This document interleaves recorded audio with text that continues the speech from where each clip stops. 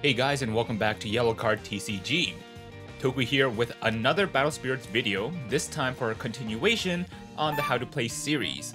This time we'll be going over 3 concepts to help you become more of an advanced Battle Spirits and Battle Spirit Saga player. Let's begin.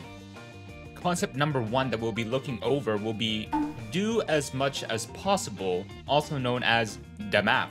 If you're ever lost to know if these effects ever go off fully, just look at the map. Do as much as possible is just as it says. An effect that is activating must resolve as much as possible regardless of the board state. Here's the most obvious example. We'll take a look at Deadly Balance, which both Spirits and Saga has access to. In Saga, both players select one spirit they control and destroy both of them. In Spirit, the opponent destroys the spirit they control, then you destroy your own spirit. The different situations where Deadly Balance won't do exactly as it says would be if A. You have no spirit, B. Your opponent has no spirit, and C. Neither have any spirits. In situation A, if you have no spirit, your opponent would select their spirit, you would have no target, and then Deadly Balance would resolve to destroy all targeted spirits, i.e. just your opponent's spirits. In B, your opponent fails to select or destroy a spirit, and then you must select your own spirit. Then a Deadly Balance resolves and destroys all targeted spirits, i.e. just yours. In situation C, you've paid 1 core for no reason. Another example will be our new friend Strike Freedom Gundam.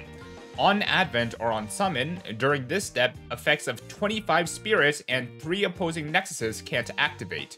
Then, return up to 25 opposing spirits or up to 3 opposing nexuses to the deck bottom or exhaust them.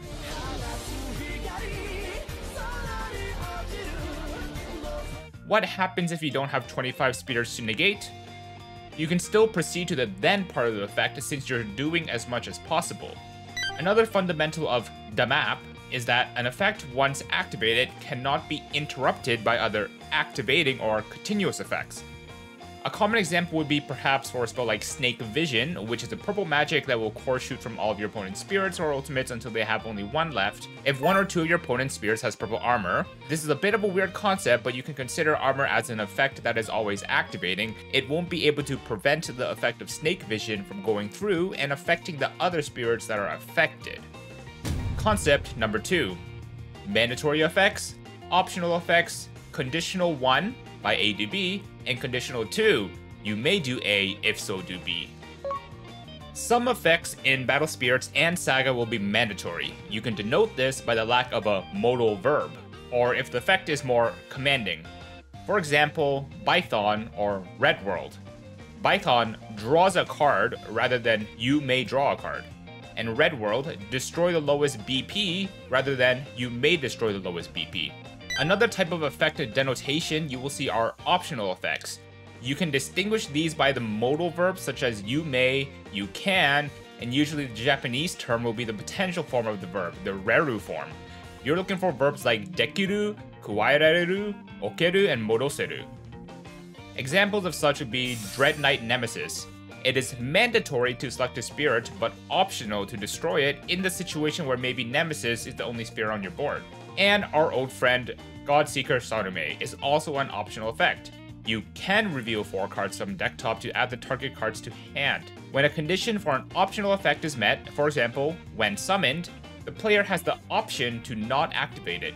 This is relevant for not walking into burst that would punish you for doing so, such as Starblast Draw, Holy Elixir, or Badgerdolis. There are obvious other burst timings to watch out for, so when you do have the option to activate an effect, take that opportunity to check if the potential advantage from activating it outweighs the potential advantage your opponent gets from flipping their burst. Finally, the conditional types of effects. There are 2 kinds of conditionals to look out for.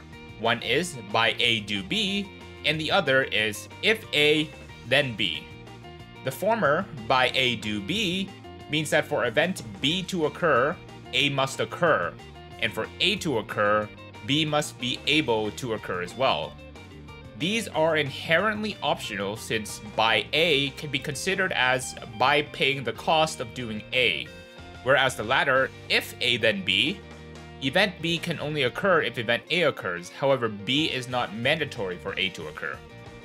Though I cannot think of any good Saga examples that exist at the moment for these kind of effects, here are some examples of Spirit cards having the first type of conditional. In Murasame's case, it has the flash effect while it is attacking or blocking. By destroying this spirit, bottom deck a battling opposing spirit or one of your opponent's nexuses. Based on the wording by or kotode, we understand that for A to occur, B must occur, and vice versa. Which is to say, if for some reason Murasame is unable to be destroyed, or if your opponent has no valid battling spirits or nexuses, this effect cannot happen. Another example is the Galaxy Starblade Grand Chariot, which states, when attacks, by putting one core from any Grand Walker Nexus you control to the spirit, discard the opposing burst. Once again, based on this, we understand for us to be able to move a core from our Grand Walker Nexus to the spirit, for us to be even able to pay the cost, our opponent must have a burst that is discardable. So if your opponent either A, does not have a burst, or B, their burst is unaffected, in example, Chosen Searcher Alex, part B of the effect cannot occur, and therefore part A cannot occur either. The other conditional is the you may do A, if so do B kind of effect, or the do A, if so do B kind of effects. Part A of the effect will be an optional effect, and part B will be the conditional effect. In these scenarios, if you cannot complete part A, B cannot happen. However, if B cannot happen, you can still activate A. The Japanese lingo will look like eisuru or eidekiru, soshita toki is the main word you're looking for, bisuru. Once again, some more examples for you to think about. Kamen Rider Dark Ghost. Its first effect, when this spirit is summoned, you may discard one card from your hand, and if so, soshita toki, core shoot 2 from an opposing spirit.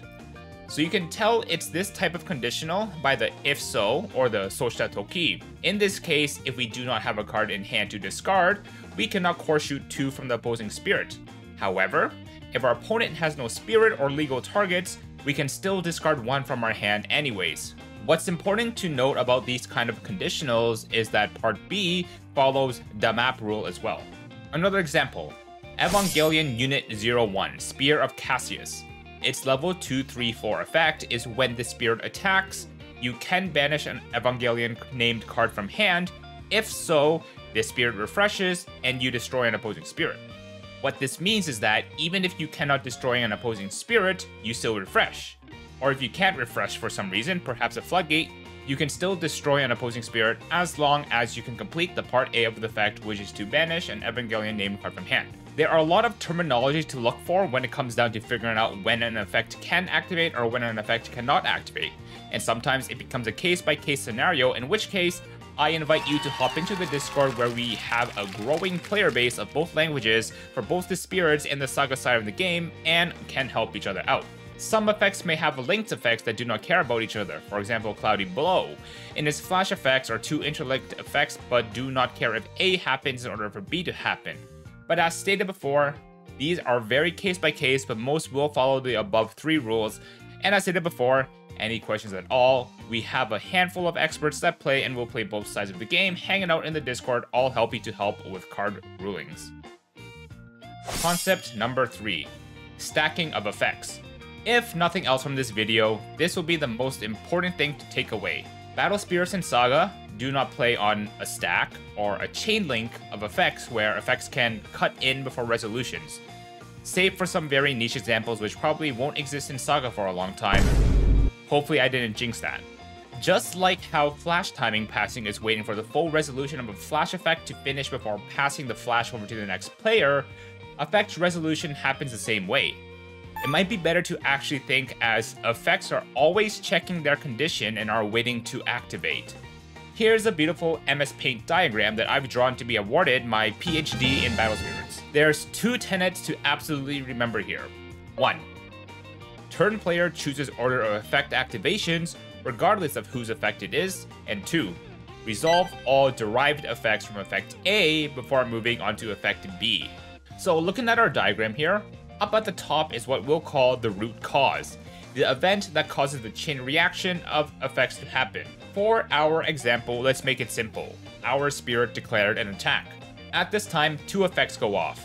We, the turn player, have an effect on our spirit that says, when this spirit attacks, draw a card. We'll call this A. And B, the opponent has a nexus with the effect, when your opponent's spirit is exhausted, draw a card. Tenet 1. As the turn player, we have the God-given ability to decide which order these effects activate. So we can either decide to have our on attack first, or allow our opponent to have their nexus activate first. Maybe we want their nexus to activate so that we can activate our burst that checks for when your opponent's hand is increased. Or maybe we want to activate our on attack first to draw a card. After both effects have activated and resolved, we can move on to the next step of game flow.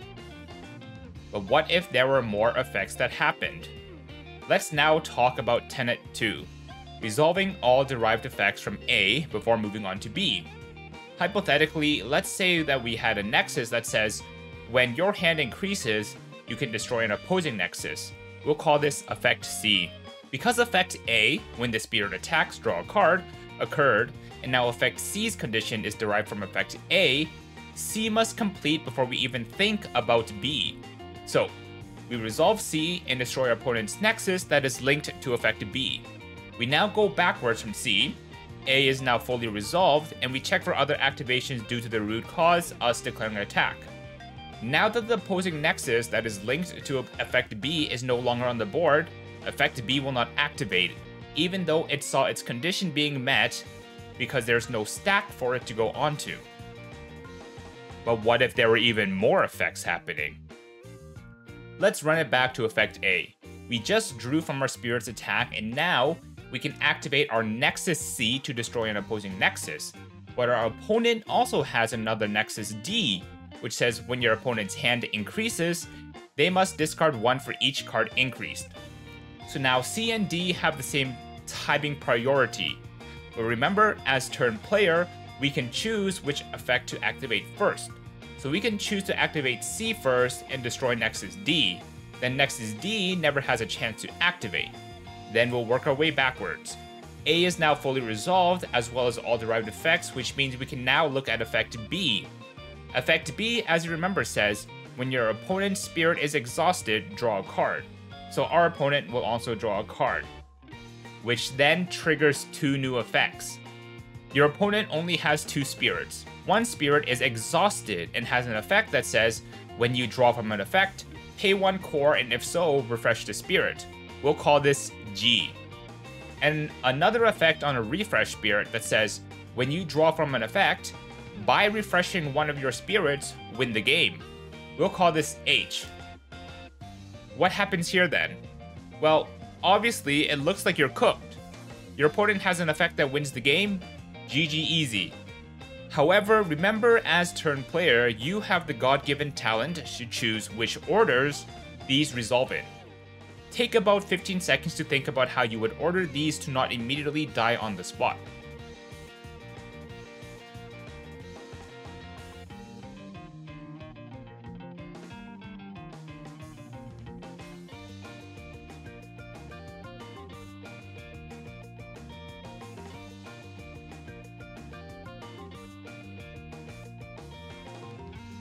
For those of you who said H before G, congratulations. Give yourself a pat on the back. Not only do you not know the alphabet, you also just lost the game. The correct answer is, as a turn player, you would order G before H. Why is this? Let's look at the wording properly. By refreshing one of your spirits. Remember that this is a buy A, do B clause, so B, winning the game, cannot happen if A does not happen. If you order G first, your opponent will refresh that exhausted spirit, and once you go to activate H, your opponent will no longer be able to perform A, refresh your spirit, to B, win the game. Now you may be like, Toku, why would your opponent pay the cost then? Wouldn't they just leave it exhausted so they could refresh it with H? Normally, yes, but in this hyper-exaggerated example, effect G is fully mandatory. Nowhere on it is a modal verb. They must pay 1 core, and they must refresh the spirit. Then, when they go to activate H, all of their spirits are in the refresh condition, and H cannot perform the A part of the effect to win the game. Understanding how effects activate and resolve is probably one of the biggest can of worms in the game of Battle Spirits and Saga. But as the context gets more and more complicated, as long as you follow the 2 tenets. 1. Turn player chooses activation order, and 2. Resolve all derived effects from A before moving on to B. You should be able to find your way out. Once again, a formal invitation to the Discord for assistance in these unique situations. I personally find them similar to chess puzzles, and I love being able to work my head around them, so I'm always down for a ruling challenge or 2. With respect to effect activations, effects can also activate on the board, from the burst zone, from the hand, but effect declaration is, like I said, another can of worms to think about, and I'll save that for another advanced video rulings, where we have refield on our brain cells. But for now, I think that is going to be it for this video. I hope that these 3 tidbits, or at least really big bits of information, can help your understanding of the game that is Battle Spirits and Battle Spirits Saga. Drop a like and subscribe if you haven't already, and throw a comment down below on what other rulings or concepts you would like me to cover. In any case, that's going to be it from me, and I hope to see you guys in the next video.